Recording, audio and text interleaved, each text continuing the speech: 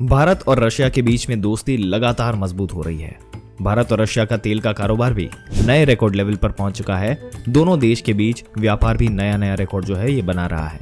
इन सब के बीच में दोनों देशों की कोशिश है कि और भी ज्यादा मजबूती के साथ एक दूसरे के साथ खड़े हो सके। इसलिए भारत के विदेश मंत्री एस जयशंकर रशिया के दौरे पर पहुंचे। यहाँ उन्होंने रशिया के तमाम दिग्गज नेताओं के साथ मुलाकात की। उन्होंने अपनी समकक्ष रशियन विदेश मंत्री लावारो से मुलाकात की। इस मुलाकात में कई मुद्दों पर बातचीत हुई और रशिया पूरी तरह से भारत को, या फिर देखा जाए तो भारत के साथ मजबूती से खड़ा रहने का वादा कर रहा है। लेकिन इस मुलाकात के बाद जो प्रेस कॉन्फ्रेंस हुई उसमें कई अहम बातें हुई, जिसमें सबसे अहम बात जो विदेश मंत्री की तरफ से की गई उसमें मामला ये था कि international north south transport corridor का, क्योंकि जयशंकर ने इस बात पर जोर दिया तो हमें रशिया के साथ कनेक्टिविटी को मजबूत करना है। वेस्टर्न इंडिया के जरिए international north south transport corridor को जोड़ना है और साथ ही ईस्टर्न इंडिया को चेन्नई से व्लादिवोस्टोक तक जोड़ना है। और इसके साथ ही कई और रूट्स पर भी भारत और रशिया के बीच में बातचीत की जानकारी विदेश मंत्री ने दी।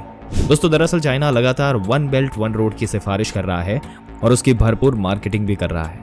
भारत लगातार वन बेल्ट वन रोड का बहिष्कार करता रहा है, उसका विरोध करता रहा है, क्योंकि चाइना उसे पीओके के हिस्से से गुजार रहा है जो भारत को सीधे तौर पर नामंजूर है।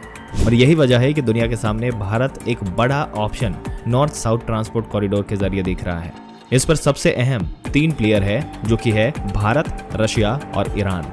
दोस्तों, साल 2000 में ही इसकी रूपरेखा खड़ी हो गई थी, जिसके बाद हिंद महासागर और भारत की खाड़ी को ईरान के जरिए इसे जोड़ने और फिर रशिया से होते हुए उत्तरी यूरोप तक पहुंचा पाने की जो रेखा है इस पर बनाई गई थी।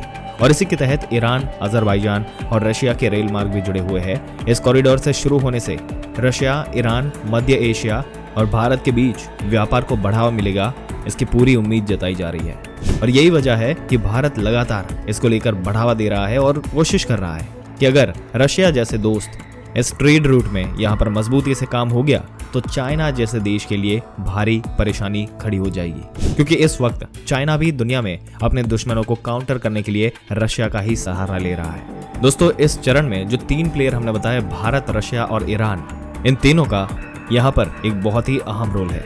और दोस्तों, भारत ने जो ये ऑप्शन दिया नॉर्थ साउथ ट्रांसपोर्ट कॉरिडोर के जरिए, ये बहुत ही इंपॉर्टेंट है, क्योंकि जैसे हमने बताया जो दूसरा ऑप्शन है वो पीओके के हिस्से से गुजर रहा है, जो काफी रिस्की है भारत के लिए। पर दोस्तों, आप क्या विचार रखते हैं? जिस तरीके से ये डिसीजन लिए जा रहे हैं, जिस तरीके से बड़े लेवल पे ये चीजें होती जा रही है, अपने विचार नीचे कमेंट सेक्शन में जरूर से बताइएगा।